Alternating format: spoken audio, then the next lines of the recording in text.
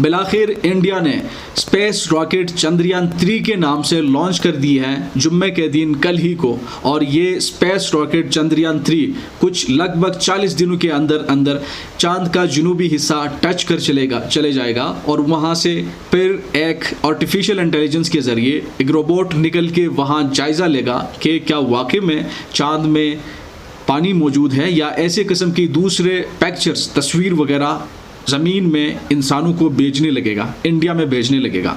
और यूँ अगर ये सक्सेस ये मिशन कामयाब हो जाती हैं तो इंडिया दुनिया की उन 4 ममालिक में आएगा जो स्पेस रेस में शामिल होंगे, जो स्पेस रेस में पहले से काम कर रहे हैं। यानी कि अमेरिका जो पहले से कुछ 60s में पहला रॉकेट लॉन्च कर चले गए हैं चांद में, और इसके बाद रशिया और फिर चाइना।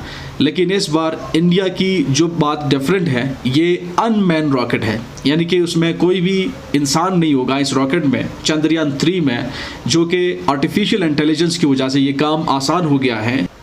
इसके अलावा 4 साल पहले इंडिया ने एक कोशिश और की थी, चंद्रयान 2 के नाम से एक अलग रॉकेट स्पेस में भेजने पर काम हुआ। लेकिन उस बार चंद्रयान 2 का मून में लैंडिंग करने से कुछ ही लम्हात पहले राबिता मुनक़ता हुआ उनसे और यूँ ये मिशंस नाकाम हुआ था।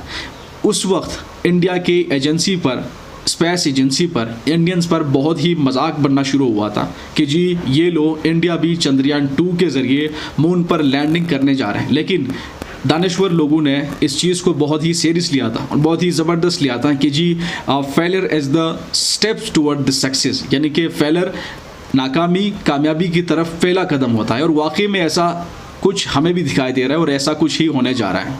अब सवाल ये है कि पाकिस्तान 1947 से बनने के बाद इंडिया को किसी भी मैदान में, किसी भी फील्ड में उनको मैच करने के लिए मदमुकाबिल बन जाता है। अगर इंडिया में एटमी धमाका हो जाता है तो पाकिस्तान में हमारे लीडर्स ये कहते हैं कि हम घास खाएंगे लेकिन हम भी एटमी धमाका करेंगे, क्योंकि इंडिया जो एटमी धमाका कर चला गया है। और वाकई में हम 75 साल से घास खाने पर मजबूर हुए हैं और वी डोंट नो कि कमिंग फ्यूचर में हमारा क्या होने जा रहा है, क्योंकि अब तक हम ये डिफाइन ना कर सकें कि व्हाट वी और हम क्या है। हमारी स्टेट्स क्या एक रैशनल स्टेट हैं या फिर वो स्टेट जिसका आज हमें कुछ नज़र आ रहा है। एनी हाउ ये हमारी टॉपिक नहीं है। चंद्रयान 3 पर बजट कितना आएगा, ये इंडियन स्पेस एजेंसी के मुताबिक कुछ $74.6 मिलियन होंगे, जो ये कहा जाता है कि बॉलीवुड की किसी भी मूवी के लगभग का बजट है।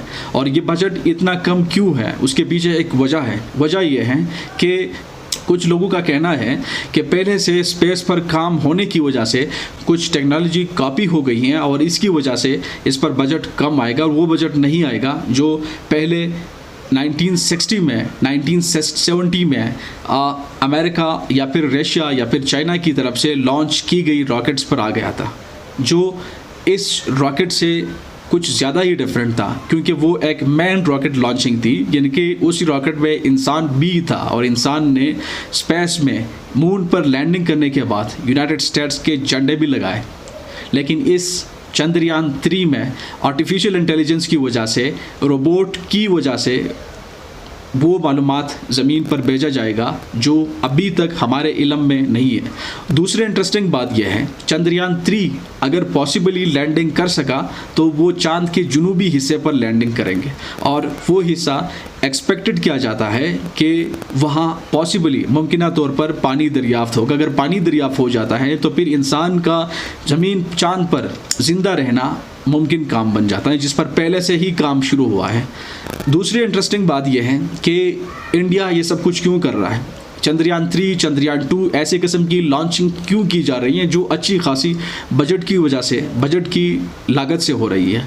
इसके जवाब में इंडियन स्पेस एजेंसी में ये कहा था कि कमिंग फ्यूचर में हो सके इंसान की कॉलोनी बन जाए चांद पर, हो सके मरीख पर इंसान की कॉलोनी बन जाए, या फिर स्पेस टूरिज़म की वजह से जो फ़ायदा, जो इकॉनमी बूस्टिंग हो सकती है किसी भी स्टेट की जो इस रेस में शामिल हैं, जो खिलाई रेस में शामिल हैं, उनके लिए बहुत ही ज़बरदस्त फ़ायदा हो सकता है। दैट इज़ द रीज़न कि हम भी ऐसा कुछ कर रहा है।